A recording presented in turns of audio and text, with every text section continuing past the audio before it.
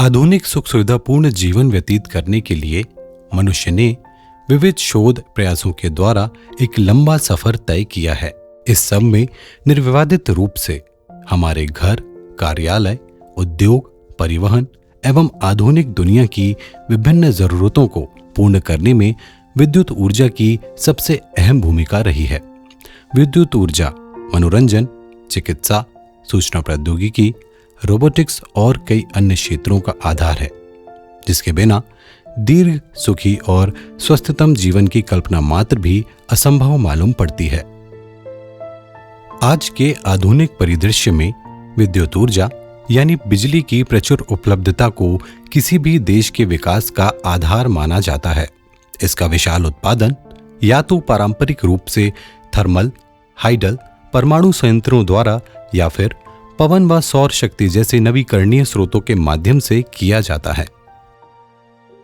वर्तमान में देश की आधी से भी ज्यादा बिजली की आपूर्ति 2 लाख मेगावाट से अधिक स्थापित क्षमता वाले कोयला आधारित ताप विद्युत संयंत्रों द्वारा की जा रही है, जिसके परिणाम स्वरूप बाय प्रोडक्ट के रूप में प्रचुर मात्रा में फ्लाई ऐश का उत्पादन होता है। फ्लाई ऐश से होने वाले भूमि, हवा, जल प्रदूषण एवं स्वास्थ्य संबंधित दुष्प्रभावों को देखते हुए इसका निपटान और प्रबंधन एक बड़ी समस्या बनता जा रहा है।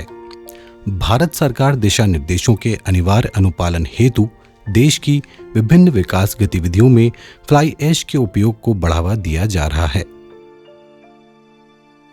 कुछ 100 माइक्रोन के महीन कणों वाली फ्लाई ऐश एक फेरो एल्यूमिना सिलिकेट पदार्थ है।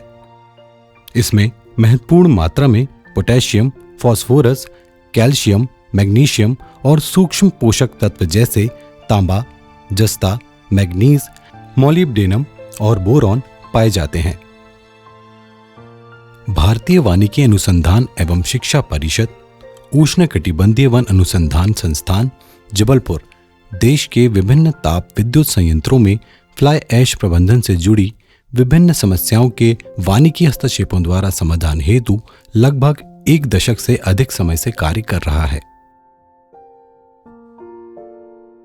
मध्य प्रदेश खंडवा में Shri Singaji thermal power plant द्वारा लैगून से फ्लाई ऐश के सूक्ष्म कणों के उत्सर्जन से श्वसन संबंधित बीमारियों के साथ वायु, भूमि और जल प्रदूषण जैसी गंभीर समस्या की सूचना दी गई थी, जो स्थानीय लोगों में परेशानी का कारण बन रही थी। उष्णकटिबंधीय वन अनुसंधान संस्थान जबलपुर के वैज्ञानिकों और शोधकर्ताओं की टीम ने पावर प्लांट के आसपास वन और गैर वन क्षेत्रों का विस्तृत वनस्पति सर्वेक्षण किया। तत्पश्चात उचित रोपण तकनीकों को अपनाते हुए चिन्हित प्रजातियों के रोपण से 1 वर्ष की छोटी अवधि के भीतर ही उत्सर्जित फ्लाई ऐश के कणों को नियंत्रित कर संस्थान द्वारा सफल जैविक सुधार किया गया। सिंगाजी थर्मल पावर प्लांट में दीर्घकालिक समाधान हेतु फ्लाई ऐश डाइक मॉडल एवं उचित प्रजातियों के वृक्षारोपण द्वारा इसके स्थिरीकरण का सुझाव भी दिया गया।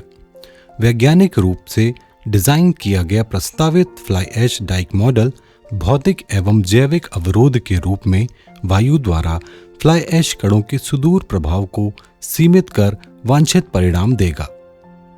संस्थान द्वारा उत्तर प्रदेश के NTPC दादरी ताप विद्युत संयंत्र में भी फ्लाई ऐश प्रबंधन पर अनुसंधान किया गया। पावर प्लांट में देश का पहला ड्राई ऐश डिस्पोजल सिस्टम है, जिसके अंतर्गत दादरी के थर्मल प्लांट से 40 वर्षों तक संचित फ्लाई ऐश के प्रबंधन हेतु 375 एकड़ के कुल क्षेत्रफल का ऐश माउंड स्थित है।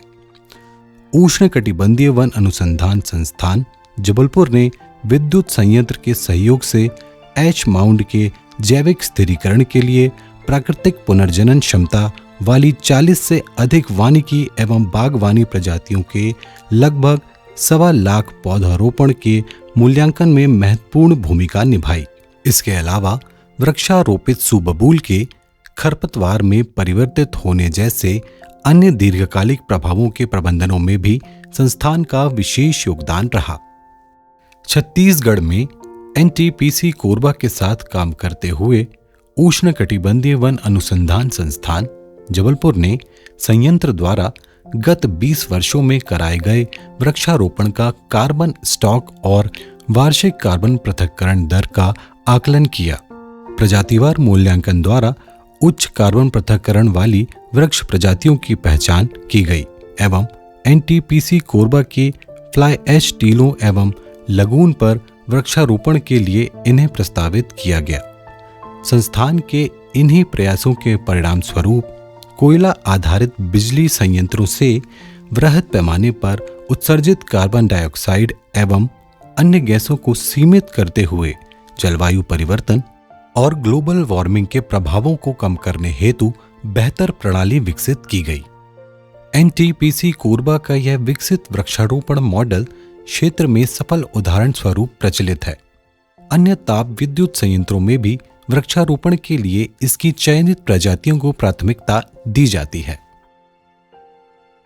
तेलंगाना के Ramagundam super thermal power plant में फ्लाई ऐश लगून से निष्कासित पानी को गोदावरी नदी में प्रवाहित किया जा रहा है, जिसका उपयोग आसपास के किसानों द्वारा पानी की कमी के दौरान सिंचाई हेतु उपयोग किया जाता है।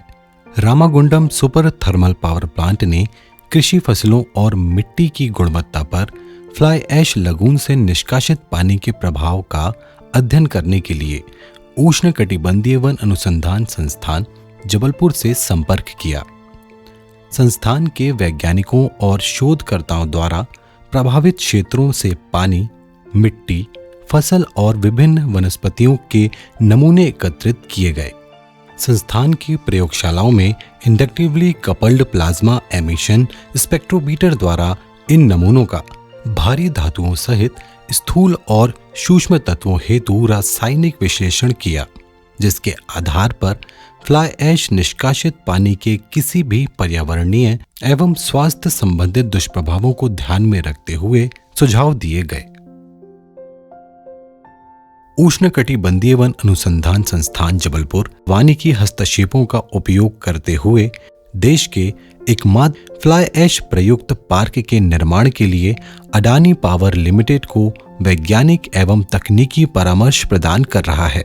गोंदिया महाराष्ट्र के लगभग 25 हेक्टेयर में फैला यह पार्क वानिकी में फ्लाई ऐश अनुसंधान एवं उपयोग के लिए प्रतिबद्ध रहेगा, जिसमें प्रयोगशाला, नर्सरी, प्रयोगात्मक और प्रदर्शन भूखंड होंगे।